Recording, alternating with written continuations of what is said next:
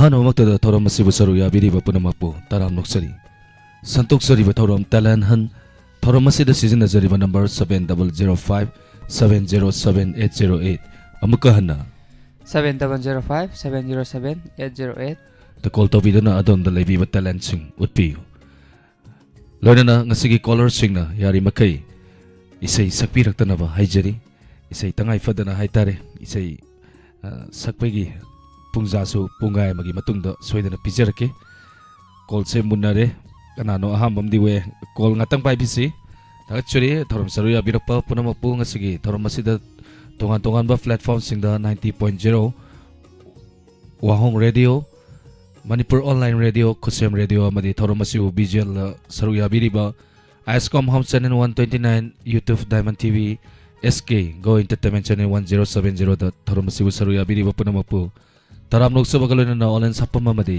제메고자만이나 ꯈꯨꯔꯨꯝꯖꯔꯤ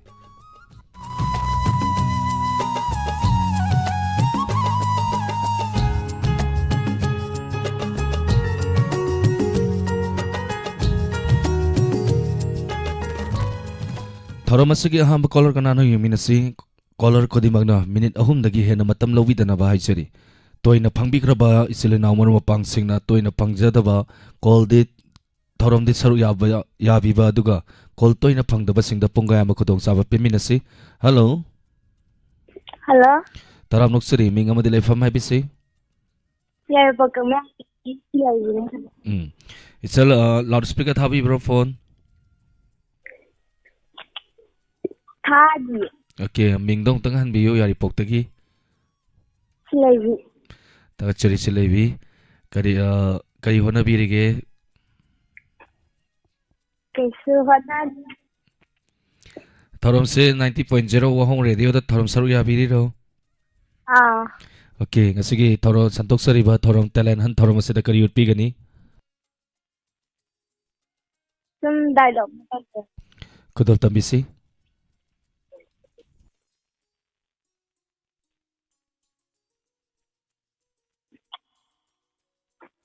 ꯍꯩꯔꯣꯏ ꯋꯥꯏ ꯀꯔꯤ ꯑꯩ ꯏꯔꯣꯏ ꯃꯥꯜꯂꯤ ꯀꯥꯏꯅ ꯅꯪꯒꯤ ꯏꯁꯤꯡ ꯏꯅꯩ ꯄꯠꯇ ꯂꯩꯄ ꯉꯥꯃꯨ ꯃꯥꯏ ꯄꯥꯎ ꯁꯨꯃ ꯏꯔꯩꯇꯅ ꯑꯩ ꯊꯦꯡꯉꯤꯁꯦ ꯆꯠꯂ ꯁꯟꯖꯠ ꯅꯪꯒꯤ ꯅꯥꯏꯅꯣꯛꯇꯨꯗꯤ ꯇꯦꯟꯅꯤꯅ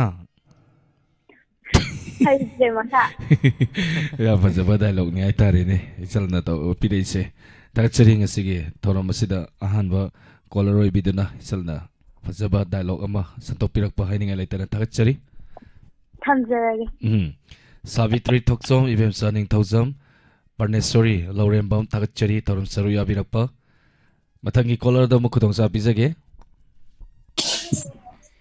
Hello ꯍꯜꯂꯣ Good evening ꯇꯔꯥꯝꯅꯣꯛꯆꯔꯤ ꯃꯤꯡ ꯂꯩꯐꯝ ꯒꯨꯗ ꯍꯥꯏꯕꯤꯌꯨ ꯏꯚꯤꯅꯤꯡ ꯏꯅꯥꯎ ꯖꯤꯃꯤ ꯁꯥꯔ ꯑꯣꯂꯦꯟ ꯒꯨꯗ ꯏꯚꯤꯅꯤꯡ ꯇꯔꯥꯝ ꯊꯥꯒꯠꯆꯔꯤ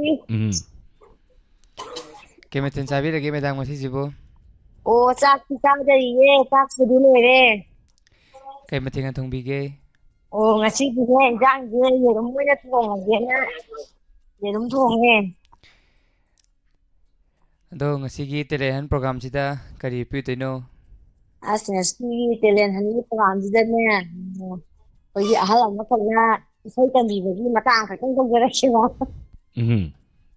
ꯈꯨꯗꯣꯜ ꯇꯝꯕꯤꯁꯤ ꯃꯤꯡꯒ ꯂꯩꯐꯝꯒ ꯑꯃꯨꯛꯇꯪ ꯍꯥꯏꯕꯤꯁꯤ ꯃꯌꯥꯝꯗ ꯑꯣ ꯌꯥꯏꯄꯣꯛ ꯁꯤꯐꯥꯏ ꯂꯩꯀꯥꯏꯗꯒꯤ ꯄꯨꯡꯕꯝ ꯃꯥꯅꯦ ꯊꯥꯒꯠꯆꯔꯤ ꯑꯗꯨꯝꯆꯥ ꯊꯧꯔꯝ ꯁꯔꯨꯛ ꯌꯥꯕꯤꯔꯛꯄ ꯈꯨꯗꯣꯜ ꯇꯝꯕꯤꯁꯤ ꯑꯣ ꯑꯍꯟꯗꯨꯅ ꯁꯨꯃꯥꯏꯅ ꯑꯉꯥꯡꯈꯩꯗꯨꯗ ꯏꯁꯩꯒ ꯁꯛꯑ ꯇꯝꯃꯗꯨꯝꯗ꯭ꯔꯀ ꯃꯊꯛꯇꯣꯂꯃꯤ ꯃꯤꯗꯪ ꯇꯥꯕ ꯍꯥꯏꯔꯒ ꯁꯨꯃꯥꯏꯅ ꯇꯝꯕꯤꯕ ꯍꯥꯏꯇꯥꯔꯦ ꯑꯗꯩꯗꯨꯗ ꯑꯉꯥꯡꯈꯩꯗꯨꯅ ꯈꯪꯗꯕ ꯁꯨꯝ ꯈꯪꯉ ꯁꯥꯎꯕꯅ ꯉꯥꯛꯄꯗꯤ ꯑꯍꯟꯗꯨꯅ ꯁꯨꯃꯥꯏꯅ ꯁꯛꯂꯛꯑꯦ ꯍꯨꯟꯗ ꯀꯥꯎꯁꯤꯜꯂꯛꯎ ꯃꯂꯥꯗꯨꯝ ꯑꯣꯟꯊꯣꯛꯀꯦ ꯁꯨꯃꯥꯏꯅ ꯁꯤ ꯃꯇꯦꯛꯁꯤꯅ ꯄꯤꯖꯔꯒꯦ ꯃꯂꯥ ꯑꯣꯟꯊꯣꯛꯄꯗ ꯈ꯭ꯋꯥꯡ ꯇꯦꯛꯀꯅꯤ ꯍꯣꯏ ꯇꯥꯛꯄꯗ ꯁꯨꯝ ꯇꯝꯕꯗꯨꯗ ꯍꯩꯃꯜꯂꯛꯇꯕꯗꯨꯗ ꯁꯥꯎꯗꯅ ꯑꯗꯨꯃꯥꯏꯅ ꯑꯍꯟꯗꯨꯅ ꯁꯛꯂꯛꯑꯦ ꯊꯥꯒꯠꯆꯔꯤ ꯊꯧꯔꯝ ꯁꯔꯨꯛ ꯌꯥꯕꯤꯔꯛꯇꯨꯅ ꯊꯧꯔꯝ ꯃꯄꯨꯡ ꯐꯥꯍꯟꯕꯤꯔꯛꯄ ꯊꯥꯒꯠꯆꯔꯤ ꯊꯝꯖꯔꯦꯀꯣ ꯁꯛꯍꯦꯟꯕꯤ ꯌꯨꯝꯅꯥꯝ ꯊꯥꯒꯠꯆꯔꯤ MFX ꯁꯅꯥ ꯑꯩꯁꯨ ꯌꯥꯎꯖꯔꯤ ꯅꯣꯏꯕꯨ ꯇꯥꯛꯄꯤꯔꯦ ꯃꯌꯥꯝꯇ ꯀꯧꯕꯤꯌꯨ ꯁꯅꯥꯁꯦ ꯑꯗꯣ ꯖꯦꯃꯤ ꯁꯟꯇꯣꯏꯕ ꯊꯧꯔꯝꯁꯦ ꯍꯥꯏꯇꯥꯔꯦꯅꯦ ꯏꯁꯩ ꯁꯛꯄꯒꯤ ꯑꯌꯥꯕ ꯄꯤꯗ꯭ꯔꯗꯤ ꯃꯌꯥꯝꯁꯦ ꯁꯥꯎꯔꯛꯇꯧ ꯃꯥꯜꯂꯤ ꯏꯁꯩ ꯁꯛꯄꯒꯤ ꯑꯌꯥꯕꯁꯤ ꯄꯤꯊꯣꯛꯈ꯭ꯔꯁꯤꯔꯣ ꯀꯃꯥꯏꯅ ꯇꯧꯁꯤꯒꯦ ꯍꯣꯏ ꯄꯤꯊꯣꯛꯈ꯭ꯔꯁꯤ ꯏꯁꯩ ꯁꯛꯄꯒꯤ ꯑꯌꯥꯕ ꯄꯤꯖꯔꯦ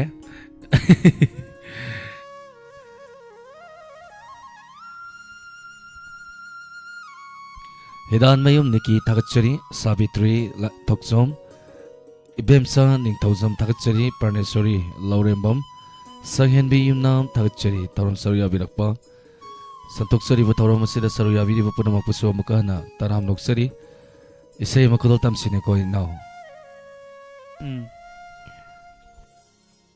ꯏꯁꯩꯁꯦ ꯁꯛꯄꯗꯗꯤ ꯌꯥꯝꯅ ꯋꯥꯕ ꯏꯁꯩꯅꯤ ꯑꯗꯣ ꯁꯛꯑꯒ ꯑꯃꯨꯛꯇꯪ ꯌꯦꯡꯒꯦ ꯁꯍꯤꯒꯨꯝꯁꯤꯗ ꯀꯣꯂꯔ ꯄꯥꯏꯈꯠꯈꯤꯒꯦ ꯍꯜꯂꯣ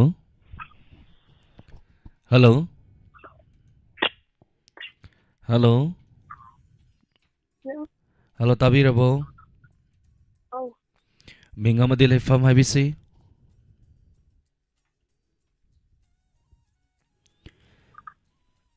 ꯃꯤꯡꯒ ꯂꯩꯐꯝꯒ ꯍꯥꯏꯕꯤꯌꯨ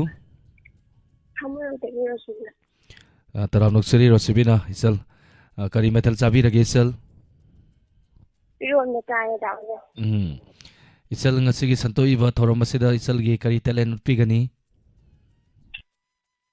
ꯅꯍꯥꯟ ꯅꯣꯡꯃꯥꯏꯖꯤꯡ ꯅꯨꯃꯤꯠꯇ ꯆꯦꯁꯥꯒ ꯂꯣꯏꯅꯦꯝꯂꯥꯒꯅ ꯅꯨꯡꯊꯤꯟꯒꯤ ꯂꯥꯏꯐ ꯇꯦꯂꯦꯟꯁꯤꯡꯗ ꯆꯩꯔꯥꯎꯕꯒꯤ ꯀꯩꯅꯣ ꯁꯣꯟꯈꯤꯕꯗꯣ ꯑꯗꯨꯗꯣ ꯁꯣꯟꯖꯔꯦ ꯈꯨꯗꯣꯜ ꯇꯝꯕꯤꯁꯤ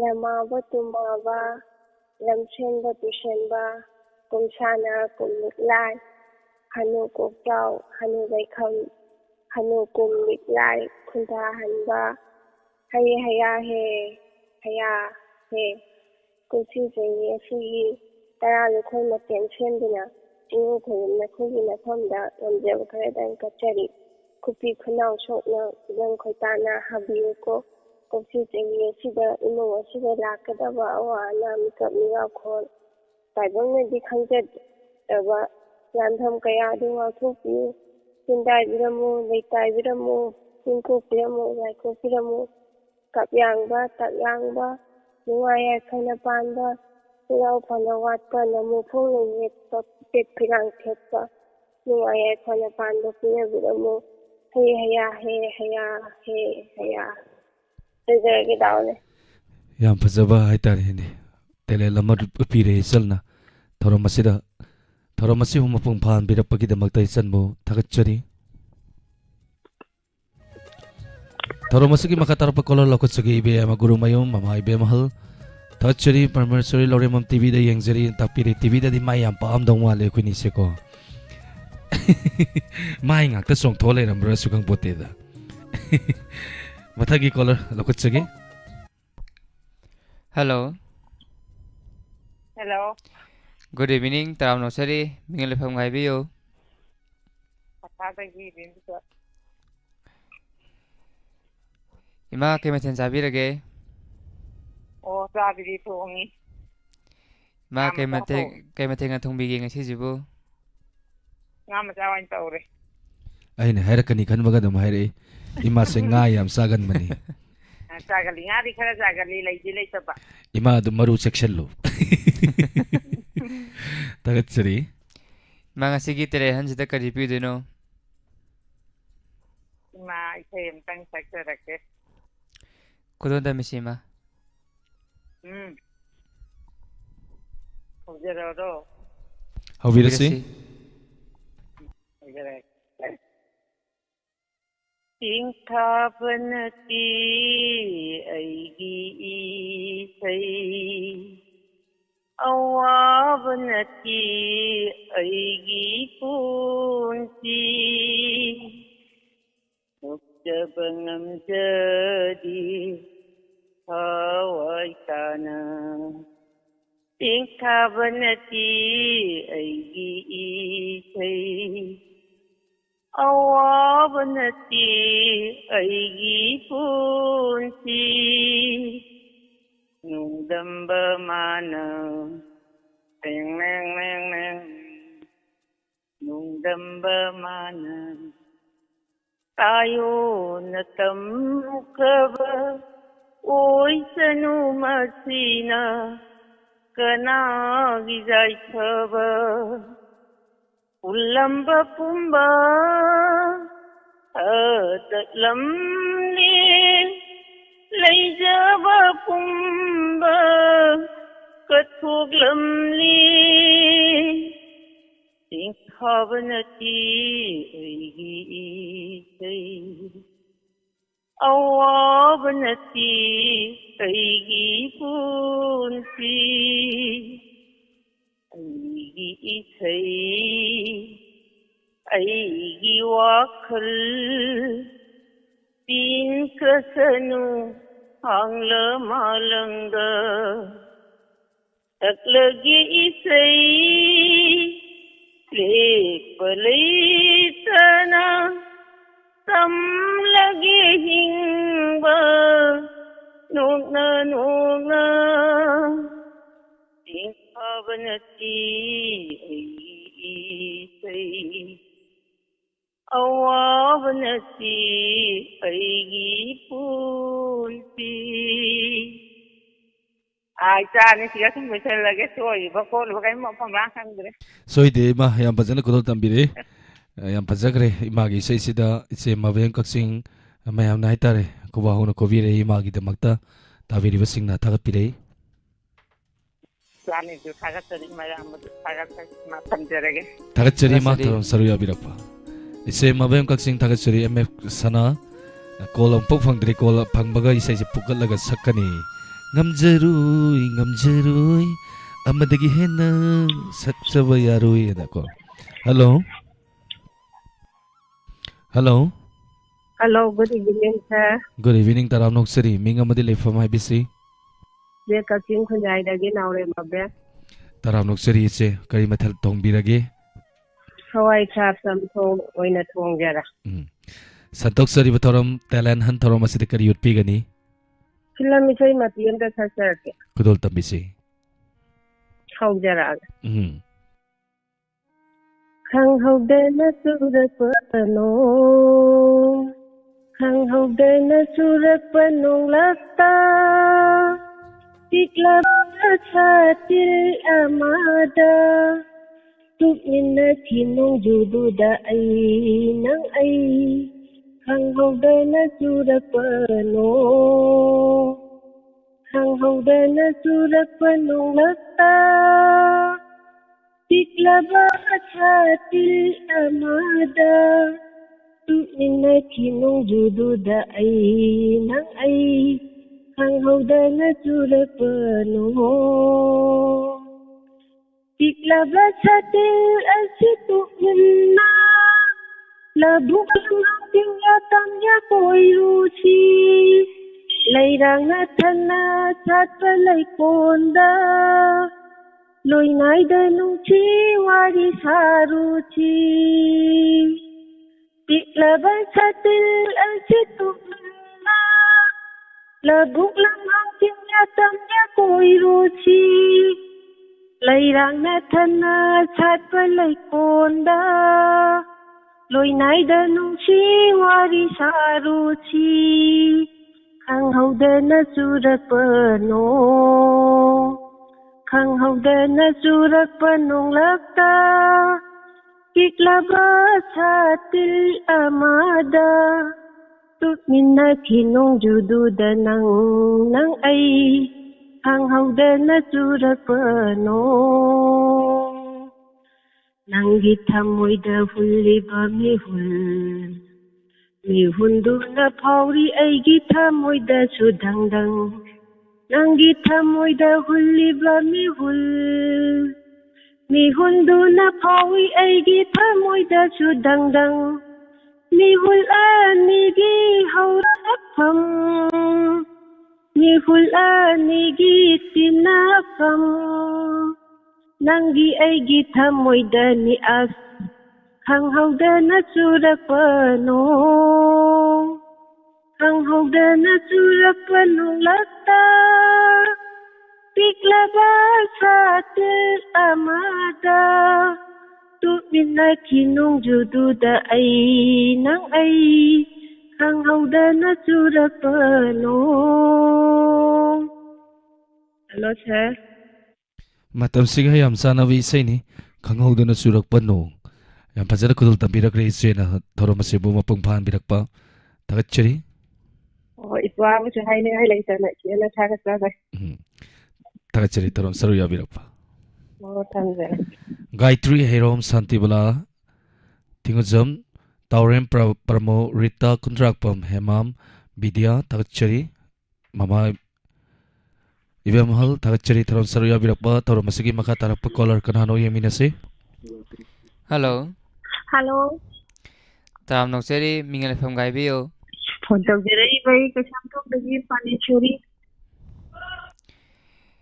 Kemeten sabi lagi medang mathijibo. Masih chak chadri. To ngasigi Chak tile kilor thongi chak chadri.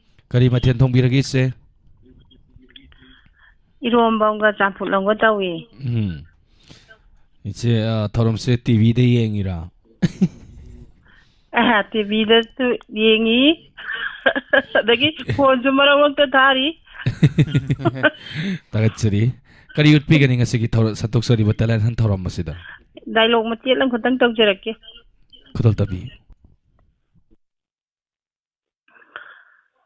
Kaino moi babung hojik de yenglam bathana do leitre hadi leitre ai no hojik pai da mani yengam bani leitre kana mang lau no khangre kari no ni sana uchi kana anta sulak na kana na sana lau ni kana la kani ge moi mam am cha huran bisina da kana la tu no moi gi bek check do si ai ngam moi cha ga do ko na cha ji sana han chi gi si ai hojik de yengra bani sana mo kun ni pan ni sana do si khangre ikta yengam bani moi lau tan kana lau du no check do si police taxi aduga moi matik thokai lakna chi ai ngamroi cha ko na cha chi ko moi babung ha nam ta thi gi si kari nu ni sana mi bu kai bu kau ro kai bu pi bu gi mong chi tau gum si mi adu ne ya roi moi babung gi sam man do tau bi ga nu ai sana phang tre bau cha ka sa gi ro matik se loi ja nge sa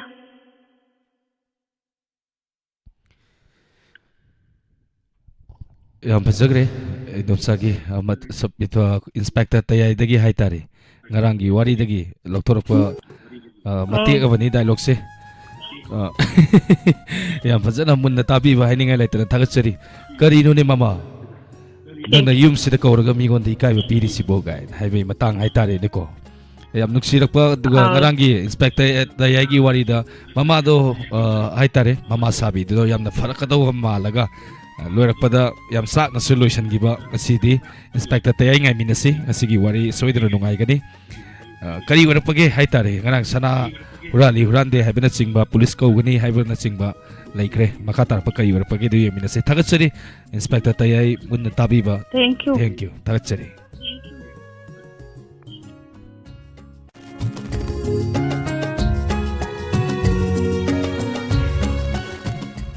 Zoya Robi Ayapam Matum Pramila Tagachari Rina Tangjam Tagachari Binodini Kondram Tagachari. Thank you matang Ming Batok Sarke Matangi Kola da Mukudong sa Pizage. Hello. Taulen amadi inaw gumi nachena kai khumna sari Ise busui kai khumna zari taramok sari Isegi Mingale Fangodong Tang Habi Sime am the Hanako. oh ai bilamai bamne taulen ai dialogue ka ko cha thokpa da han to kare sai won thanglan Kadol Tambira Sise. da ya badi na phala khum to kare ba sai je sai ngoi do le khop ko te se song ne ko Samaine Habi Rodor Ganese Isai Saring ama Isai Saring ama Upiu. ai sai sai ma haura yi didi ran su yoro kan ni ta haura gi ko Obviously. ni man kang jang bi ni sai je thamjari nang bu aina thamogi ka silamada lakhini khalli noma sana biuina ꯑꯩꯒꯤ ꯀꯥꯏꯍꯟꯕꯤꯒꯅꯨ ꯑꯩꯒꯤ ꯊꯃꯣꯏ ꯂꯪꯂꯕ ꯃꯤꯡꯁꯦꯜ ꯆꯦꯠꯀꯨꯝ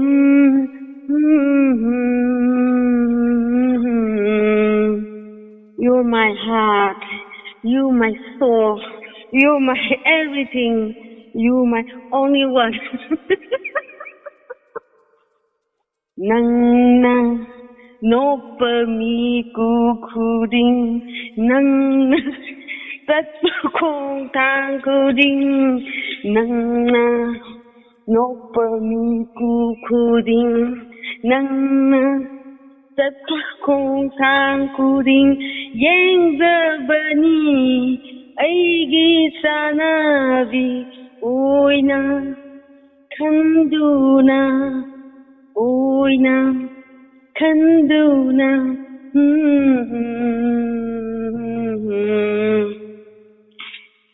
You're my heart, you're my soul, you're my everything, you're my only one. I sing to them.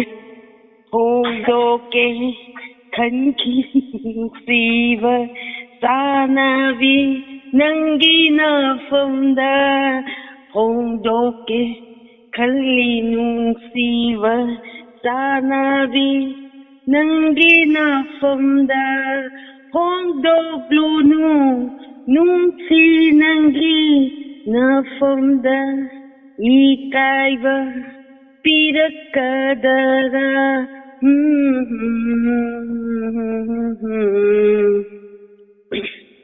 ꯑꯩꯒꯤ ꯅꯨꯡꯁꯤꯕꯁꯦ ꯐꯣꯡꯗꯣꯛꯂꯒꯨꯝꯁꯤ ꯇꯣꯛꯂꯁꯤ ꯑꯩꯈꯣꯏ ꯑꯍꯨꯝꯅ ꯂꯨꯅ ꯇꯤꯟꯅꯕ ꯃꯑꯣꯡꯁꯤꯗ ꯃꯥꯅ ꯅꯪꯕꯨ ꯅꯨꯡꯁꯤ ꯍꯥꯏꯕ ꯉꯝꯗꯕꯅꯤ ꯑꯩ ꯃꯥꯒꯤ ꯃꯑꯣꯡꯁꯦ ꯅꯉꯣꯟꯗ ꯍꯥꯏꯐꯝ ꯇꯧꯐꯝ ꯈꯪꯗꯦ ꯊꯝꯖꯔꯤ ꯅꯪꯕꯨ ꯑꯩꯅ ꯊꯃꯣꯏꯒꯤ ꯀꯥꯆꯤꯜ ꯑꯃꯗ ꯂꯥꯛꯈꯤꯅꯤ ꯈꯜꯂꯤ ꯅꯣꯡꯃ ꯆꯥꯅꯕꯤ ꯑꯣꯏꯅ ꯑꯩꯒꯤ ꯀꯥꯏꯍꯟꯕꯤꯒꯅꯨ ꯑꯩꯒꯤ ꯊꯃꯣꯏ ꯂꯪꯂꯕ ꯃꯤꯡꯁꯦꯜꯅ ꯆꯦꯠꯀꯨꯝ ꯑꯁ ꯁꯣꯜꯂꯦ ꯖꯤꯃꯤ ꯂꯣꯏꯔꯦꯍꯦ ꯅꯣꯛꯅꯤꯡꯕꯅ ꯁꯤꯔꯦ ꯏꯪꯂꯤꯁ ꯂꯣꯜꯂꯛꯄꯩ ꯃꯇꯝ ꯏꯆꯦꯒꯤ ꯃꯇꯦꯛ ꯑꯃ ꯏꯪꯂꯤꯁ ꯂꯣꯜꯂꯛꯄꯗꯁꯨ ꯌꯥꯝ ꯐꯖꯩ ꯑꯣꯟꯊꯣꯛꯅ ꯆꯥꯟꯅꯅ ꯎꯠꯄꯤꯔꯛꯈ꯭ꯔꯦ ꯂꯥꯏꯐ ꯆꯥꯠꯇ ꯂꯩꯕꯤꯔꯤꯕ ꯃꯌꯥꯝ ꯄꯨꯝꯅꯃꯛꯅ ꯏꯆꯦꯒꯤꯗꯃꯛꯇ ꯈꯨꯋꯥ ꯍꯧꯅ ꯈꯨꯕꯤꯔꯤ ꯂꯥꯏꯐ ꯆꯥꯠꯁꯦ ꯆꯥꯏ ꯍꯦꯛ ꯆꯥꯏꯔꯤ ꯏꯆꯦꯁꯨ ꯂꯥꯏꯐ ꯆꯥꯠꯇ ꯆꯪꯁꯤꯟꯕꯤꯔꯣ ꯊꯥꯒꯠꯆꯔꯤ ꯅꯣꯛꯅꯤꯡꯕꯅ ꯁꯤꯅꯦ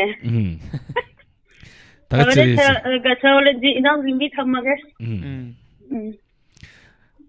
ꯁꯥꯕꯤꯇ꯭ꯔꯤ ꯂꯥꯏꯇꯣꯖꯝ ꯊꯥꯒꯠꯆꯔꯤ ꯑꯂꯥꯡꯕꯝ ꯔꯣꯕꯤꯇꯥ ꯁꯥꯏꯍꯦꯟꯕꯤ ꯌꯨꯝꯅꯥꯝ ꯊꯥꯒꯠꯆꯔꯤ ꯃꯇꯝ ꯄ꯭ꯔꯣꯃꯤꯂꯥ ꯆꯦꯃꯥꯕꯦꯝ ꯀꯛꯆꯤꯡ ꯊꯥꯒꯠꯆꯔꯤ ꯊꯧꯔꯝ ꯁꯔꯨ ꯌꯥꯕꯤꯔꯛꯄ ꯊꯧꯔꯝ ꯑꯁꯤꯒꯤ ꯃꯈꯥ ꯇꯥꯔꯛꯄ ꯀꯣꯂꯔ ꯀꯅꯥꯅꯣ ꯌꯦꯡꯃꯤꯟꯅꯁꯤ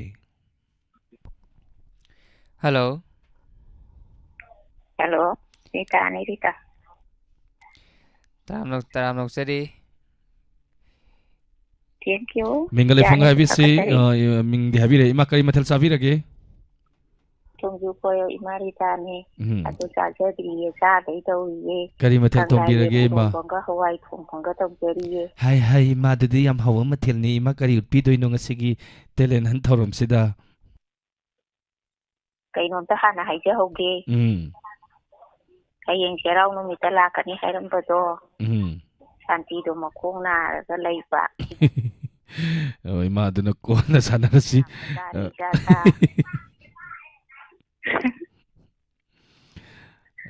Ima kari urpi gani. Isa hoigi dialogue na si amtang usage ko. Phone panggan badine. Ado kara chance TV si hayaga panggan tabada. Adu badine. Phone se taururaga ne ikai khantagi hawjong taraga ai leibane banga saige adu namuba sita to phangpokhitai wani natrane shanti hoi isi adu ne hojita lauphokibane bai isa olena ado akhoi phone do nunti gi adum phangido adu ikai drane adu sinama ba yengubani da nungsidana isa singdo adu phone se phangpokhibai wani da ꯑꯩꯈꯣꯏꯒꯤ ꯗꯥꯏꯃꯟꯁꯦ ꯌꯥꯝ ꯅꯨꯡꯁꯤꯗ꯭ꯔꯅꯦ ꯗꯥꯏꯃꯟꯅ ꯍꯤꯡꯖꯔꯤꯅꯦ ꯑꯩꯈꯣꯏꯁꯦ ꯊꯝꯖꯔꯒꯦ ꯏꯆꯥ ꯑꯅꯤ thank you ꯑꯣꯟꯊꯣꯛꯅ ꯐꯖꯈ꯭ꯔꯦ ꯃꯥꯒꯤ ꯃꯇꯦꯛ ꯑꯃ ꯗꯥꯏꯂꯣꯛꯁꯤ ꯂꯥꯏꯞꯆꯠꯇ ꯂꯩꯕꯤꯔꯤꯕ ꯃꯌꯥꯝ ꯄꯨꯝꯅꯃꯛꯅꯁꯨ ꯊꯥꯒꯠꯄꯤꯔꯤ ꯊꯥꯒꯠꯆꯔꯤ ꯏꯃꯥ ꯊꯧꯔꯝ ꯁꯔꯨꯛ ꯌꯥꯕꯤꯔꯛꯄ thank you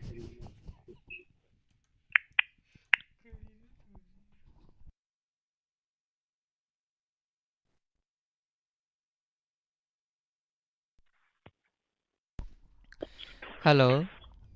Hello. Good evening. Taram Nokseri. Mingan FM ngaibiyo. Nagpok sa may dede benang ni sa. Nam ngasi kay mesen sabirage. Samtuang weng jajare sa. Namedang ngasi gi telehan program jita kari piduno. Isay na matem satya ge sa. Kudon da misi. Khawjara ge sa. Mhm. Lai bo lai ning thâu pari pangal happy hai ba in the isagi nang na thona bibiu konga rel di chingu asi thong bu thing diu hawai manga isagi itha si the chinabiu môi khám bị hậu ra vì mama ơi bị phun xì đa lấy mà rêu đi xì đa đi nắng là làm thì tạc tiêu lịch lại và hô lại những câu tari pangal happy chắp đi lan thì thong bờ đô nấu ra nàng đi sa ban đăng cất lấy khani imana yang badi hek ngam jadi la bu do gi thang len dong nang na lai bas kat la dong wa na hai na hum ba do ima yang bangam ji lik lai ba ho lai ling thong pari tangal happy ting khang tum bo theng na ni lam ji sa at thok la ni lai ram ti la na lu ni ima le khanan di ge na chung na ma na ba ga khazik khazik samin nau la da ta yom yom di ge ikut na inda ni khal ho ge wa ra klaba matam da ima le kau ganu nang na lam di khang ra kan ima hai na câu ra u hau na lao na kom la ke pari lam di mang khinu tekan kai da hala u lik lai ba ho lai ni thau pari pangal happy hawai mangai sagi itha si da sinabiyo ikhing lata maniyo nang letum pat le padi na tha moi da mai ta te phang li boy dong lam pham mai ge pang bada nitlu tira ho badi hai dare do ai na di hai da inde pariyo lai ba ho lai ni tho pari pangal happy sai đó lúc chân ra cái 와 이제 양 빠져나 그돌 담비라그래 다같이 라이브 차트 레비리 마야 뿌나 만나서 다가피레 sai rồi đã cái làm tay cho cái 하비시 ngày xin một tuổi đó làm gì cái mới quen đó là làm xong là sang ngày đi pa mà làm đây này để cái luôn tập giờ cái sao 다같이 ngasa hauji imale ba kidamakta mathoi khowakta haptana lan thingnariba kui mayam gidamakta mangjin thana sangsaliba mayam gidamakta isur khoramsi soida ngamdaba mai paknavagi lambi de sangjan bada mayam puna isur da khoiromensi tagatchari torom saruya birap thank you sir Vikendra Maivam tagatchari cs tiken Joya Taram Nokseri. Mutum Promila. Rina Thangjam. Mama Bimala Konsum amba tagatchari torom saruya birapa cs tiken once again tagatchari torom saruya birapa mayam chithana naba yaurgasu mukaujari ta leichin tagatchari torom saruya birapa Parnesori Lorembam thank you Mama Ibiamahal Tagachari Makasatazage, Toramasigi, si caller Sigi Matunda, Isai Arangba, Salaki, Live Chat, Vidi Basingi, Aina Han Makai Sakta Isai, a Han Boy Kudol Tamjaba, or in Sorosumia, Kuadum Koviu. Hello. Hello. Taramuxari Mingamadile from Havisi. Phone tawjara'iba ai Poksemai-dagi Naubi. Tagachari Naubi, Toram Saruya Birapa, Karimatal Savira Naubi. Tak chajadriye, tak thongi. Karimatal Tongbiri no. Samthong ama tawre, dagi nakha khara phabaduga ngauga leiri. Sak lam ge tawi mathian sidako. Kari utpi gani ngasi gi santok sori thorom talent han thorom masida. Ai sai khara liba matang mateng tang satege. Kudol tambisi. Hoi. Nangbu asum ningsingduna leire mikup ama nangbu kabingandre landam kaida jalagai bu landam kaida jalagai bu pothau sige mikup amatang nangbu asum ningsingduna leire mikup ama nangbu kabingandre ahindo karamna okhi khanhore manglandu sumla kaikhini khalure asira punsi asira nushiba aigi wakhal aigi punsi maphan khandre aidi ungolole saida lojarage Consensu yamna fazakri. Yam fazana su kudol tambire. Ahal sing da hai tare. 90.0 home radio the tabiri ba hal man sing di onthokna ko wa hong na kobi ram do mali. Live chat ta lebi ba mayam na su thagapire. Thank you. Tagachari thoron saruya birapa. Thoron mapum phan bi ba. Mathangi caller laguchage du isai makudol tamjarake mayam puna taminasi. Isai singasin aham bani sakcha ga du isai si Ozar Ranbir haitare matau tamjage soigi balang ki yor su me ampuna mana ngapi se edu galoina na kobak su khobi se caller ngatang paibi hu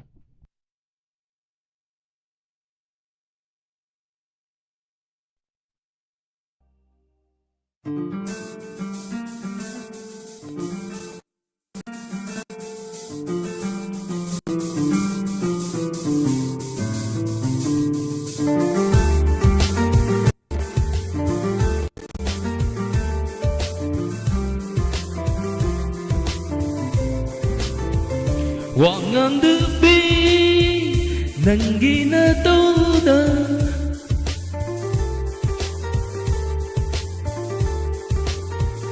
Wangang debi nangina toda Pungtok padingamne aina nang bunung si Ying sabanatana imichina Mapantong na hai ngamde aina nang bunung si wakal na lamasu fangde imit na ubasu ngamde karibu kalam gani nang na karam na oy gani aina wakal na lamasu fangde imit na ubasu ngamde karibu kalam gani nang na karam na ugani aina wangang debi nanggina tauda Pungtok padingamde aina nang bunung si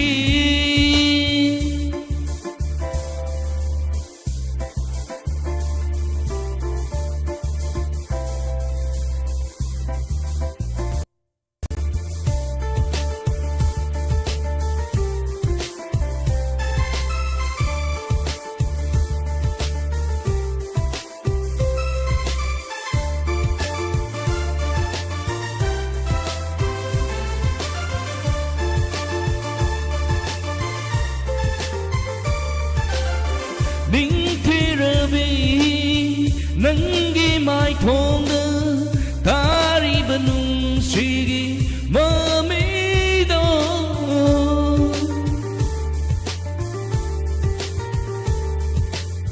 다즈글러비 마이 통도 ನಂ기 가나기 와클 오이리가바 와클나 람바슈 펑데 이밋나 우바슈 ngamde karibu kalam gani nanna karamna ugani aina wakalna lambashu pangde imitna ubashu ngamde karibu kalam gani nanna karamna ugani aina wangang depi nangina tauda pongto padi ngamde aina nang bunung chi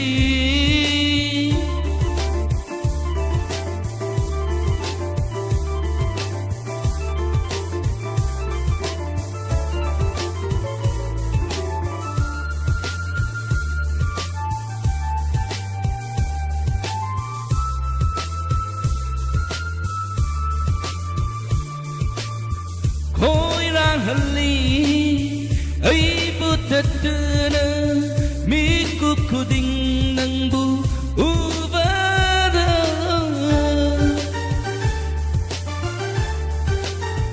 oh kamoya siya lantat na hali pongam drabaygi nung siva wakal na lambasyu pangde imit na ubasyu karibu kalam gani nanna karamna ugani aina wakalna lambashu pangde imitna ubasu ngamde karibu kalam gani nanna karamna ugani aina wangang debi nangina tauda pongtok padi ngamde aina nang bunung si ying sabanatana Imisina mapaltong na hai ngamde ay na nang bunung si wakal na lambasu pangde imit na ubasu ngamde karibu kalam gani nang na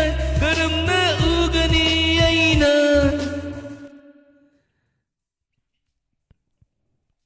shortat kita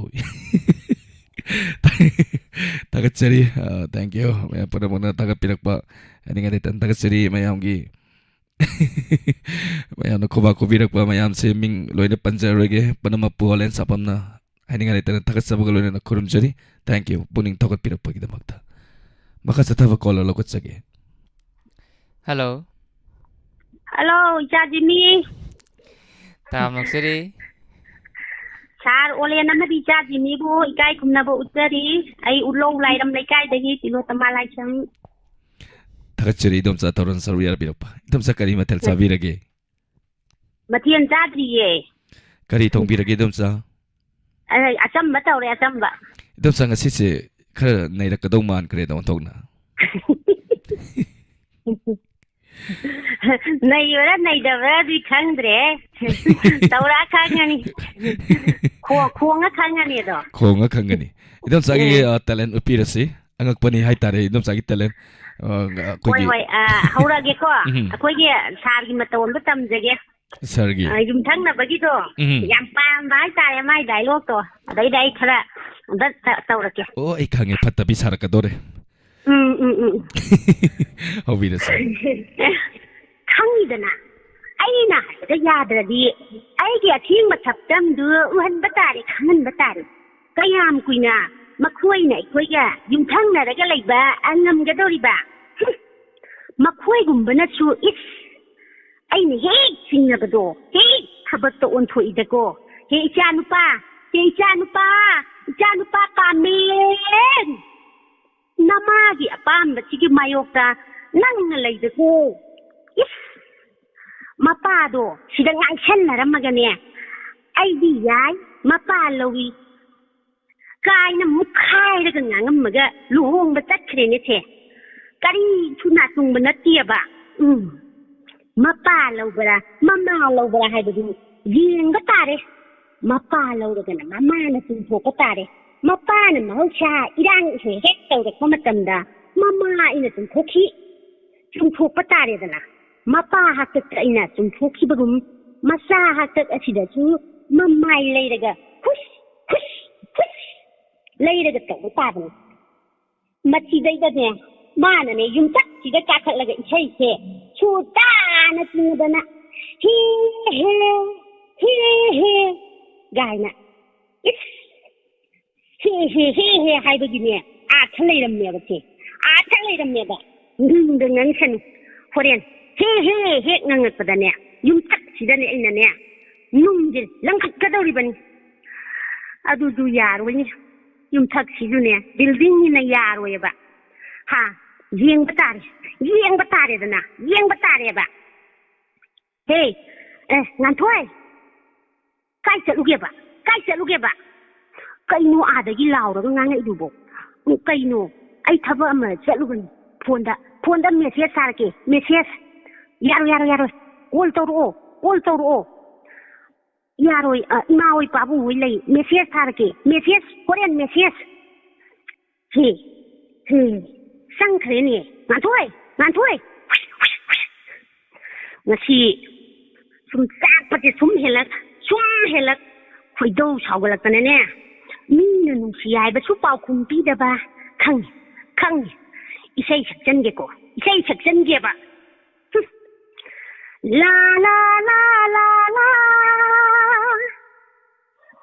he he he he la la la la la he he he he oh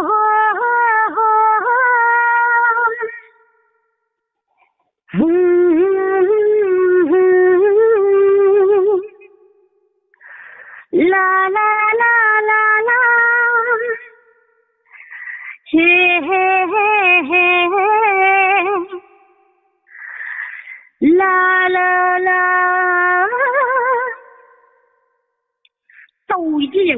tꯧꯏꯁꯤ ꯌꯦꯡꯉꯣꯕ ꯃꯣꯏ ꯄꯥꯕꯨꯡ two ꯅꯆꯥꯅꯨꯄꯥ ꯏꯁꯩ ꯁꯛꯈ꯭ꯔꯦ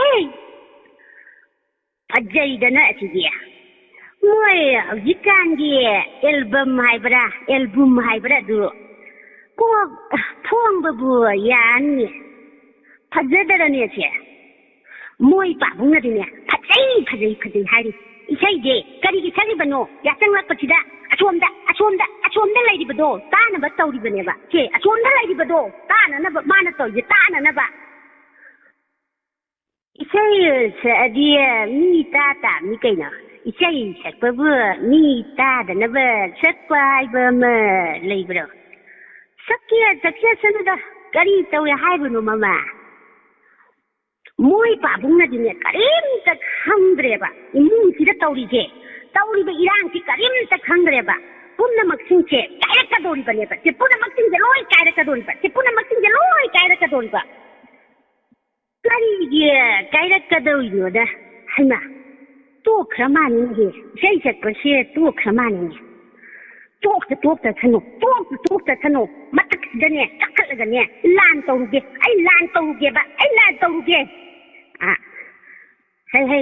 ꯍꯩ ꯃꯃꯥ ꯑꯃꯨꯛꯇ ꯉꯥꯏꯈꯣ ꯂꯥꯎ ꯁꯅꯥꯍꯟ ꯂꯥꯎ ꯅꯪ ꯑꯩꯁꯨꯅꯦ ꯀꯥꯜꯂꯛꯄ ꯅꯠꯇꯦꯀꯣ ꯏꯟꯈꯠꯂꯛꯄ ꯃꯇꯝꯗꯗꯤꯅꯦ ꯄꯨꯝꯅꯃꯛꯁꯦ ꯁꯤ ꯉꯥꯛꯇꯅꯤ ꯍꯌꯦꯡ ꯅꯣꯏ ꯑꯩꯈꯣꯏꯒꯤ ꯆꯍꯤ ꯃꯇꯥꯡꯁꯦ ꯌꯧꯔꯛꯄ ꯃꯇꯝꯗ ꯁꯨꯃꯥꯏꯅ ꯏꯁꯩ ꯁꯛꯎ ꯀꯔꯥꯏ ꯁꯛꯎꯗꯒꯦ ꯏꯁꯩ ꯁꯛꯄꯗꯨꯒꯤꯅꯦ ꯆꯥꯎꯕ ꯅꯠꯇꯦꯅꯦ ꯃꯣꯏ ꯄꯥꯕꯨꯡ ꯑꯁꯦ ꯃꯥꯅ ꯏꯁꯩ ꯁꯛꯏꯁꯦ ꯑꯃꯗꯨꯅꯅꯦ ꯃꯣꯏ ꯌꯦꯅꯈꯥꯗꯅꯦ ꯃꯇꯝꯒꯥꯁꯦ ꯊꯥꯗꯣꯛꯑꯗꯅ ꯃꯇꯝꯁꯦ ꯅꯥꯟꯗꯅ ꯂꯩꯔꯝꯒꯗꯣꯔꯤꯕꯁꯦ ꯁꯨꯝ ꯌꯥꯝꯕ ꯃꯇꯝ ꯇꯧꯕꯗꯣ ꯁꯦ ꯊꯥꯗꯣꯛꯑꯀꯥꯟꯗ ꯃꯇꯝꯗꯣ ꯂꯣꯏꯅ ꯃꯃꯥꯡꯗ ꯊꯥꯗꯔꯒꯅꯦ ꯃꯀꯣꯛꯇꯒꯤꯅ ꯃꯇꯣꯟ ꯐꯥꯎꯕ ꯁꯨꯃꯥꯏꯅꯅꯦ ꯅꯥꯜꯂꯝꯗꯣꯏꯕ ꯑꯗꯨꯒꯅꯦ ꯁꯝꯆꯦꯠ ꯑꯃ ꯄꯨꯊꯣꯛꯂꯒꯅꯦ ꯑꯩꯅꯅꯦ ꯌꯦꯡꯉꯨꯔꯒꯅꯦ ꯌꯦꯡꯖꯟꯅꯗꯕ ꯇꯥꯔꯒꯁꯦ ꯃꯁꯝꯗꯣ ꯍꯥꯠꯇꯣꯏꯕ ꯃꯥꯅꯅꯦ ꯃꯃꯤꯠꯇꯣ ꯁꯣꯝꯗ ꯌꯦꯡꯉꯣꯏꯗꯣꯏꯅꯤ ꯃꯥꯁꯨ ꯈꯪꯉꯦꯕ ꯂꯥꯎꯅꯤ ꯂꯥꯎꯕ ꯃꯣꯏ ꯄꯥꯕꯨꯡ ꯂꯥꯎꯕ ꯌꯦꯡꯉꯨꯁꯤ ꯂꯥꯎꯕ ꯁꯦ ꯑꯁꯣꯝꯒꯤ ꯅꯤꯉꯣꯟꯗꯣ ꯑꯁꯣꯝꯒꯤꯅꯦ ꯃꯆꯥ ꯅꯨꯄꯤꯗꯣ ꯁꯦ ꯑꯁꯤꯗ ꯌꯦꯅꯈꯥꯁꯤꯗ ꯍꯦꯛ ꯂꯩꯔꯝꯗꯕ ꯁꯦ ꯍꯦꯛ ꯂꯩꯔꯝꯗꯕ ꯁꯅꯥꯍꯟ ꯑꯩꯒꯤ ꯃꯤꯡꯁꯦ ꯁꯅꯥꯍꯟ ꯑꯩꯒꯤ ꯃꯤꯡꯁꯦ ꯁꯦ 이비에 짜오비는 세 이비에 짜오비 거기 나티대기 이비에 짜오비는 온포게 나티대기 로실레게 사로래 오 입에 싸우비 이dom사 하이닝가 라이트나 다가스리 이dom사 이dom사 깨놈다 항저오게 이dom사기 허즈기 하이타레 퐁퐁 사리바 따야기 인스펙터 따야기 와리 마티 아마니 허직 사터리바 윰탕나바 하이타레네 와리니 ꯌꯥꯝ ꯐꯖꯅ ꯈꯨꯗꯣꯜ ꯇꯝꯕꯤꯔꯦ ꯏꯗꯣꯝꯆꯥ ꯗꯥꯏꯂꯣꯛ ꯃꯌꯥꯝꯁꯦ ꯌꯥꯝꯁꯨ ꯁꯥꯡꯅ ꯌꯥꯝ ꯁꯥꯡꯅꯁꯨ ꯎꯠꯄꯤꯔꯦ ꯗꯥꯏꯂꯣꯛꯁꯦ ꯏꯗꯣꯝꯆꯥ ꯕꯣꯏꯗꯒꯤ ꯏꯊꯣꯛꯄꯤꯕ꯭ꯔꯥ ꯅꯠꯇ꯭ꯔꯒꯅ ꯁꯨꯝ ꯆꯤꯟꯐꯥ ꯐꯥꯕꯤꯔꯤꯔꯥ kharazu ite kharazu timpa pha to makok to khaga tau jadi karai degi ai kok dai thok pana tamna sargi ai kim dai thok pani na ba sargi tumbare thok pani na aina 이dom사 하이닝가 라이트나 다가스리 인스펙터 따야 야우나 따비바 타가짜리 사올레 리차드니 matang paikhat piro 다가스리 다가자리 다가스리 punamakpo ngasise hausi inspector tayai mayamna pamna tanariba yumthangnaba haitare gi wari singse fajana ngasi gi talent color ani subigre talent da thorum sida lattana haitare dialogue se marakta latka dawni simha phaba dialogue se khar dam latli tawda bu hojike dum sa tilotama karib ta lattana he to pire othona sumana kre haitare ibi chawbido fajana uleba ko 다가스리 mayamse haninga letan tagachari mama bimala konsam tagachari color ngata wai bisi lapsa tel lebi bi sel nok singmung hak kokjage ibem saning thousand ranjita kaisam sawi hijam matom promila liklai tagachari ise bibi bila maibam robi ayakpam lal tagachari tharon saruya birakpa bimol ningombam tagachari tharon saruya birakpa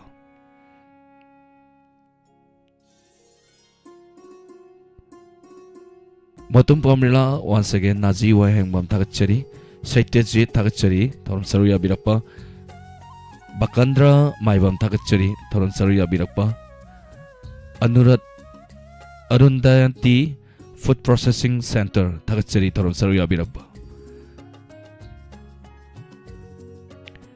Salam Nelima Tagachari, Toron Saruya Birakpa. Thank you. Mingsita nanda ba yaro kusumi ampuna mana waro piro au vadum pajarake. Thank you. Mathang se no kanano yeng asi. Taron se lo shala pai pungzadi yo shala kadore. Caller kanano ta yeng minasi. Hello. Hello. Good evening. Taram nokseri mingal famgai biyo. Sai lamai dong je. Mingam taga handisi. Lamai dong je. 다가스리 마 토롬 사루야 비락pa kai matan sabirage. Cha chadri iron di irole. Ko yai fa badi sang kidri ni ko. Ya kai yut pigani ma. Telen amta tawjake. Ko tambisi. Hongla. Haina muhimi ne. Kana kai daw ba yaw de. Adu thuna. Pinga la idea. Nama langminari ba ise sina yung khande haijuda langminari bane. Wari se. Luhonga da bagi haina singna duna loirabi. Aiki isa nupido. Adongi isa nupaduna puraga chatkare. Amasu mana manin laidingaida. Mama ay laingida ne. Isa nupido, pujakrage, puthokpiro. Kaino ni haisibo. Isa nupi haisina kana. Heraina ma. Aikoigi naktombaga sida he minabi henthoi habidune. Kaino ni haisibo. Henthoi bu chana na chen khrabro. Ibema muhiniya. Isa nupadi Hyderabad conference ma yaune na chaki halaktri ne wang badage English khathiya ladana somne chal pido kayang kuina lotuna thambi haribunu tacheng na mat haribadane isan pido lamdam sida ꯌꯨꯝ ꯂꯩ ꯀꯩꯔꯩꯁꯤꯗꯅꯦ ꯏꯆꯥꯅꯨꯄꯤꯗꯣ ꯊꯥꯖꯅꯤꯡꯗꯤꯌꯦ ꯀꯞꯐꯨꯠ ꯑꯅꯥꯏ ꯀꯩ ꯃꯔꯛꯁꯤꯗ ꯀꯔꯤꯅꯣ ꯁꯣꯝꯅ ꯃꯊꯣꯡ ꯃꯔꯝ ꯈꯪꯗꯅ ꯂꯦꯡꯕꯤꯔꯒ ꯉꯥꯡꯕꯤ ꯁꯛꯄꯤꯔꯤꯕ ꯃꯌꯥꯝꯁꯤꯕꯨ ꯋꯥꯒꯤ ꯋꯥ ꯆꯨꯝꯅ ꯉꯥꯡꯅ ꯁꯛꯅꯕꯅ ꯃꯍꯧꯁꯥꯅꯤ ꯀꯩꯅꯣ ꯑꯗꯨꯗꯤ ꯅꯠꯇꯅ ꯃꯤꯒꯤ ꯌꯨꯝꯂꯩ ꯀꯩꯔꯩ ꯁꯥꯒꯩ ꯂꯝ ꯖꯥꯠꯀ ꯄꯟꯕꯤꯔꯒ ꯉꯥꯡꯕꯤ ꯁꯛꯄꯤꯔꯤꯕꯁꯤꯕꯨ ꯀꯔꯤꯒꯤꯅꯣ ꯑꯩꯈꯣꯏꯗꯤ ꯍꯥꯏꯔꯤ ꯅꯪ ꯀꯩꯗꯧꯒꯦ ꯍꯥꯏꯕꯅꯣ ꯅꯪ ꯀꯩꯗꯧꯒꯦ ꯍꯥꯏꯕꯅꯣꯕ ꯃꯐꯝꯁꯤꯗꯅꯦ ꯏꯆꯥꯗꯣ ꯊꯥꯖꯅꯤꯡꯗꯤꯌꯦ ꯑꯍꯥꯏꯌꯣ ꯅꯣꯛꯇꯨꯝ ꯅꯣꯛꯆꯅꯤꯡꯉꯤꯅꯦ ꯑꯗꯣꯝꯒꯤ ꯋꯥꯗꯨꯗꯤ ꯁꯕꯤꯅ ꯏꯃꯥ ꯅꯪꯒꯤ ꯅꯌꯥꯗꯨꯗꯤ ꯑꯣꯟꯊꯣꯛꯅ ꯆꯧꯈ꯭ꯔꯦꯗꯀꯣ ꯍꯥꯏꯗꯨꯒꯨꯝꯕꯅꯤꯅꯦ ꯅꯠꯇ꯭ꯔꯣ ꯏꯕꯦꯝꯃ ꯃꯣꯍꯤꯅꯤ ꯃꯤꯒꯥꯁꯦ ꯎꯁꯤꯠ ꯊꯧꯑꯣꯏꯗꯅ ꯄꯔꯃꯥꯟ ꯄꯥꯟꯊꯩꯒ ꯇꯧꯗꯨꯅ ꯇꯧ ꯁꯥꯏꯅꯦ ꯃꯁꯦ ꯑꯗꯨꯕꯨꯗꯤ ꯈꯪꯅꯤꯗꯅ ꯄꯨꯂꯤꯁꯅ ꯆꯕꯦꯠ ꯅꯊꯛꯇꯨꯗ ꯅꯦꯠꯍꯟꯒꯦ ꯃꯤꯁꯤꯡꯁꯦ ꯃꯇꯤꯛ ꯊꯣꯛꯄ ꯂꯥꯛꯅꯒꯦ ꯆꯠꯁꯤ ꯂꯥꯎ ꯃꯣꯍꯤꯅꯤ ꯆꯠꯁꯤ ꯂꯥꯎ ꯃꯤ ꯅꯪꯕꯣ ꯉꯥꯏꯈꯣ ꯅꯪꯅ ꯉꯁꯥꯏꯗꯒꯤ ꯉꯥꯡꯉꯤꯗꯣ ꯑꯩꯁꯨ ꯇꯥꯒꯦꯅ ꯇꯥꯕꯅꯤ ꯅꯠꯇꯦ ꯅꯪꯕꯨ ꯀꯌꯥꯝ ꯌꯥꯝꯅ ꯁꯪꯒ ꯂꯩꯕ ꯅꯇꯦꯡꯅ ꯉꯥ ꯂꯩꯕ ꯃꯤꯅꯣ ꯅꯪꯅ ꯂꯋꯥꯏ ꯄꯜꯂꯤꯕ ꯂꯝꯗꯝꯁꯤꯗꯒꯤ ꯍꯧꯈꯤꯕ ꯅꯠꯇ꯭ꯔꯣ ꯅꯪꯕꯣ ꯑꯗꯨꯁꯨ ꯏꯆꯝ ꯆꯝꯕ ꯏꯃꯨꯡ ꯑꯃꯗꯒꯤ ꯅꯪꯅꯅꯦ ꯂꯩꯔꯩꯕꯥꯛꯅꯤ ꯀꯥꯟꯅ ꯈꯟꯖꯔꯤꯕ ꯏꯝꯐꯥꯜꯗꯨꯒꯤ ꯅꯤꯉꯣꯜꯅꯤꯅꯦꯍꯦ ꯑꯩꯁꯦ ꯑꯗꯨꯁꯨ ꯏꯆꯝ ꯆꯝꯕ ꯏꯃꯨꯡꯁꯨ ꯅꯠꯇꯕ ꯂꯩꯄꯥꯛꯅ ꯁꯛꯈꯪ ꯃꯥꯏꯈꯪꯅꯕ ꯀꯃꯤꯁꯅꯥ ꯅꯤꯉꯣꯜ ꯋꯥꯁꯦ ꯉꯥꯡꯕꯗꯅꯦ ꯇꯤꯟ ꯈꯖꯤꯛ ꯌꯣꯠꯊꯔꯒ ꯈꯔ ꯈꯟꯊꯔꯒ ꯉꯥꯡꯕꯤꯕ ꯐꯩ ꯌꯧꯕꯤꯔꯣ ꯁꯦ ꯑꯩꯁꯦ ꯊꯕꯛ ꯌꯥꯝꯅ ꯆꯤꯜꯂꯤ ꯃꯇꯝ ꯌꯥꯝꯅ ꯁꯪꯗꯦ ꯂꯦꯡꯕꯤꯈ꯭ꯔꯣꯗꯣ ꯍꯦꯔꯥ ꯈꯪꯉꯤꯗꯅ ꯃꯤꯁꯤꯡꯁꯦ ꯃꯤꯅꯤꯠ 5ꯒꯤ ꯃꯅꯨꯡꯗ ꯏꯃꯨꯡꯁꯦ ꯃꯊꯪ ꯃꯈꯥ ꯑꯣꯟꯒꯦ ꯆꯠꯁꯤ ꯂꯥꯎ ꯃꯣꯍꯤꯅꯤ ꯆꯠꯁꯤ ꯂꯥꯎꯃꯤ ꯅꯪꯕꯣ ꯀꯔꯤꯅꯣꯅꯦ ꯇꯧꯔꯤꯁꯤꯕꯣ ꯃꯆꯥꯅꯨꯄꯤꯁꯤꯕꯨ ꯃꯃꯥꯁꯤꯅ ꯄꯣꯛꯄ ꯃꯥꯟꯗꯦ ꯃꯁꯤꯒꯤ ꯅꯨꯄꯤꯁꯦ ꯃꯇꯥꯟ ꯑꯩꯁꯨꯅꯦ ꯁꯥꯖꯦꯜ ꯑꯃꯗꯤ ꯇꯧꯍꯧꯗꯕ ꯌꯥꯔꯣꯏꯗꯧꯔꯤꯁꯦ ꯆꯥꯛ ꯂꯣꯏꯖꯔꯦ ꯗꯥꯏꯂꯣꯒꯁꯦ ꯀꯗꯥꯏꯗꯒꯤ ꯂꯧꯊꯣꯛꯄ ꯑꯣꯏꯕꯤꯔꯕꯅꯣ ꯏꯃꯥ ꯍꯜꯂꯣ ꯗꯥꯏꯂꯣꯒꯁꯦ ꯀꯗꯥꯏꯗꯒꯤ ꯂꯧꯊꯣꯛꯄ ꯑꯣꯏꯕꯤꯔꯕꯅꯣ ꯏꯃꯥꯅ ꯁꯨꯝ ꯏꯖꯔꯤꯔꯣ ꯐꯤꯂꯝ ꯌꯥꯝ ꯂꯩꯔꯖꯥꯠꯅꯤ ꯑꯩꯈꯣꯏꯒꯤ ꯊꯧꯔꯝꯁꯤꯗ ꯁꯔꯨꯛ ꯌꯥꯕꯁꯦ ꯑꯍꯩꯕ ꯌꯥꯝ ꯂꯩꯔꯖꯥꯠꯅꯤ ꯂꯣꯠꯇꯅ ꯂꯩꯔꯤ ꯂꯣꯠꯄ ꯌꯥꯔꯣꯏꯗꯣꯔꯦ ꯑꯩꯈꯣꯏꯒꯤ ꯍꯧꯔꯛꯀꯗꯧꯔꯕꯅꯤ ꯑꯩꯈꯣꯏꯒꯤ ꯂꯥꯏꯐ ꯇꯦꯂꯦꯟ ꯍꯟ ꯂꯥꯏꯐ ꯏꯁꯩ ꯁꯛꯅꯁꯤ ꯂꯣꯠꯅꯗꯕꯤꯗ ꯍꯥꯏꯇꯥꯔꯦ ꯑꯩꯈꯣꯏꯒꯤ ꯑꯣꯐꯤꯁꯇ ꯂꯥꯛꯄꯤꯔꯒ ꯑꯩꯈꯣꯏ ꯀꯧꯕ ꯍꯧꯖꯔꯛꯑꯅꯤ ꯊꯥꯒꯠꯆꯔꯤ ꯌꯥꯝ ꯌꯥꯡꯅ ꯊꯦꯡꯛ ꯌꯨ ꯌꯥꯝ ꯐꯖꯅ ꯈꯨꯗꯣꯜ ꯇꯝꯕꯤꯔꯛꯈ꯭ꯔꯦ ꯊꯥꯒꯠꯆꯔꯤ ꯊꯧꯔꯝ ꯁꯔꯨꯛ ꯌꯥꯕꯤꯔꯛꯄ ꯕꯤꯖꯤꯌꯥ ꯃꯥꯏꯕꯝ ꯊꯥꯒꯠꯆꯔꯤ ꯏꯆꯜ ꯖꯣꯌꯥ ꯆꯥꯎꯕꯤ ꯖꯝꯂꯟ ꯊꯥꯒꯠꯆꯔꯤ ꯏꯆꯦ ꯕꯤꯕꯤ ꯕꯤꯂꯥ ꯃꯥꯏꯕꯝ ꯊꯥꯒꯠꯆꯔꯤ ꯊꯧꯔꯝ ꯑꯁꯤꯒꯤ ꯑꯔꯣꯏꯕ ꯀꯣꯂꯔ ꯀꯅꯥꯅꯣ ꯌꯦꯡꯃꯤꯟꯅꯁꯤ ꯍꯜꯂꯣ ꯐꯣꯜꯗꯤ ꯄꯥꯏꯈꯠꯂꯦ ꯀꯣꯜ ꯇꯠꯈ꯭ꯔꯦ ꯂꯥꯁ ꯀꯣꯂꯔ ꯍꯜꯂꯣ ꯇꯔꯥꯝ ꯅꯣꯛꯆꯔꯤ ꯃꯤꯡ ꯑꯃꯗꯤ ꯂꯩꯐꯝ ꯍꯥꯏꯕꯤꯌꯨ ꯇꯧꯔꯦꯝꯕꯝꯗꯒꯤ ꯁꯣꯔꯣꯛꯈꯥꯏꯕ ꯃꯂꯥꯅꯤ ꯏꯆꯥ ꯊꯥꯒꯠꯆꯔꯤ ꯊꯧꯔꯝ ꯁꯔꯨꯛ ꯌꯥꯕꯤꯔꯛꯄ ꯀꯔꯤ ꯃꯊꯦꯜ ꯆꯥꯕꯤꯔꯒꯦ ꯀꯥꯡꯁꯣꯏ ꯆꯥꯔꯦ ꯆꯥ ꯃꯊꯦꯜ ꯌꯥꯝ ꯍꯥꯎꯔꯝꯗꯧ ꯃꯥꯜꯂꯤ ꯇꯤꯟ ꯍꯥꯏ ꯉꯁꯤꯒꯤ ꯊꯧꯔꯝ ꯁꯟꯇꯣꯛꯆꯔꯤꯕ ꯇꯦꯂꯦꯟ ꯍꯟ ꯊꯧꯔꯝ ꯑꯁꯤꯒꯤ ꯑꯔꯣꯏꯕ ꯀꯣꯂꯔꯅꯤ ꯀꯔꯤ ꯎꯠꯄꯤꯒꯅꯤ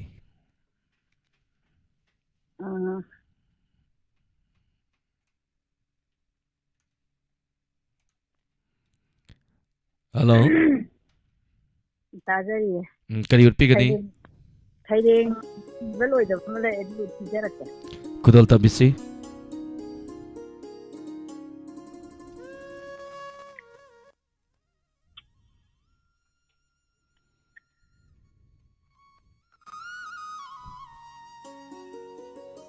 Ngaktan paikiko.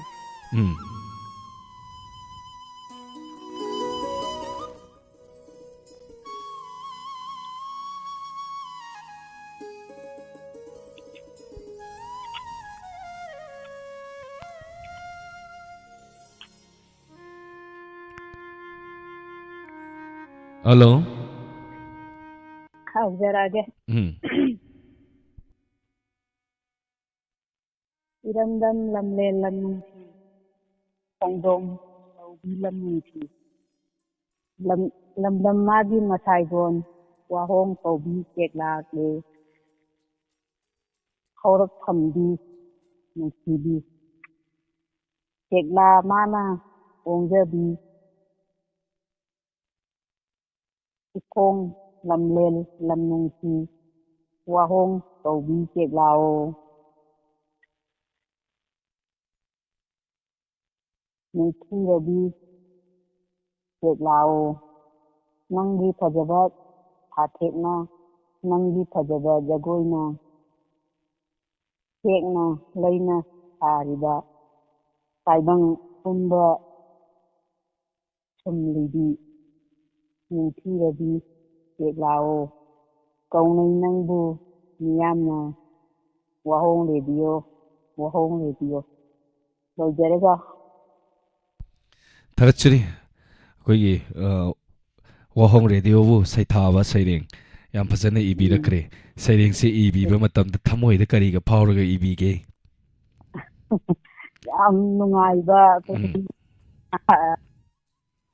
iba tiloi ga dabdu wani ko ay makatu mu ijara tuje Tagachiri habiyu manung gida lairiba kano mayam je ije loina ay gi wasana sagalaga ijara tuje yam phajaba sairing ama koigi saithaba haitare thank you hanana tagachiri ngasigi thorom asigi aroiba caller thorom asibu mapung phan birama tagachiri thorom se loisan bagi ayaba mu mayam dagi logjedringa gi maungainana inau jemi dagi fachirabi se ma mu taminasi ngak nokminarga pathanabako sigi matung tarak pasantok sagani inspector tayai hanjan basaru mayam puna next page ta lakpisi isai kudol tamjarake puna saru yaminasi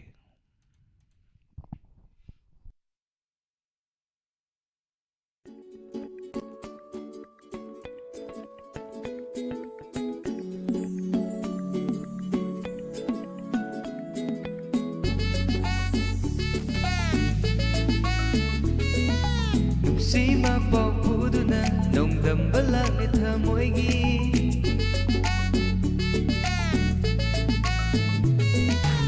Sima pong puduna nong dambalang ni thamoigi Yangol punuksinaba thamoy Ningol thamoy laytarani Jumna thangba khong thangse Thamoy anigi marakta Jumna thangba khong thangse Thamoy anigi marakta Setkiba lagjarubana Thamoy sinawariba nusirubani Setkiba lagjarubana Thamoy sinawariba nusirubani Nuksima pang puduna Nong dambalang ni thamoygi Yangol punusinaba thamoy Ningol thamoy laytarani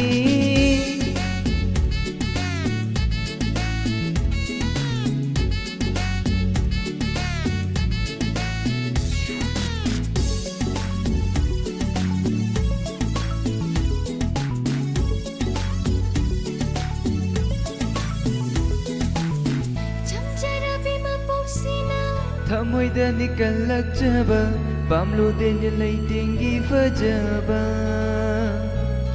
Jamjarabi mapoksina Thamoyda nikalakjaba Pamludin ya laytingi fajaba Hinglabadi hingminasi Thamoy masakhang biyo Hinglabadi hingminasi Thamoy masakhang biyo Losindo na nangbo thamjaba Thamoyda faurpa nungsiba Losindo na nangbo thamjaba Thamoyda faurpa nungsiba Kanagi sunate ni aise Nangtagi ni nungsibi Kanagi sunate ni aise Nangtagi ni nungsibi Nungsima pang puduna Nong dambalang ni thamoygi Yangolak pa nungsinaba thamoy Ningol thamoy laytarani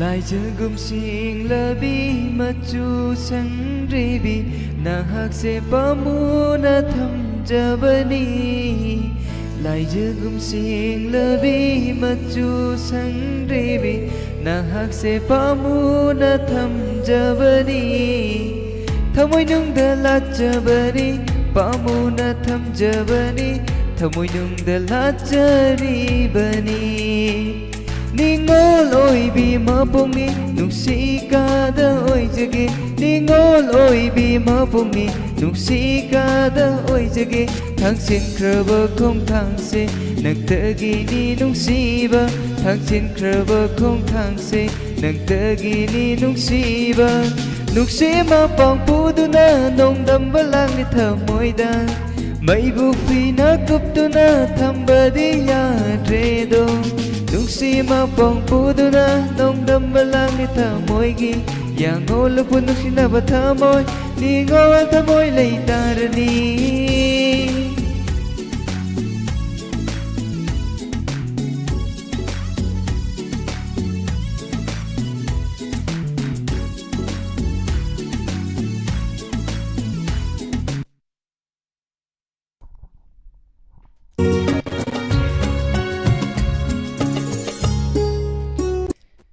타가짜리 멤버 타갈피락바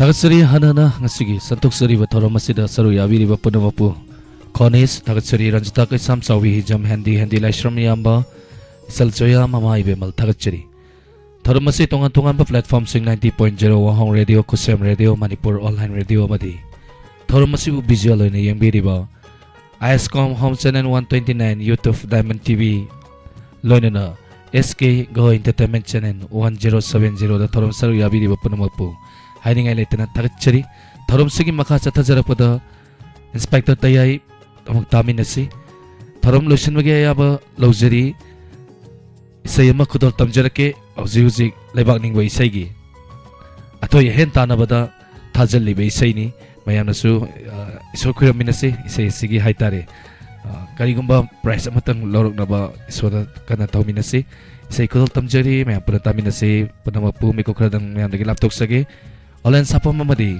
제메고 점 아니나 크룸자리 정도. 정도. 쏘그리고. 정도. 정도.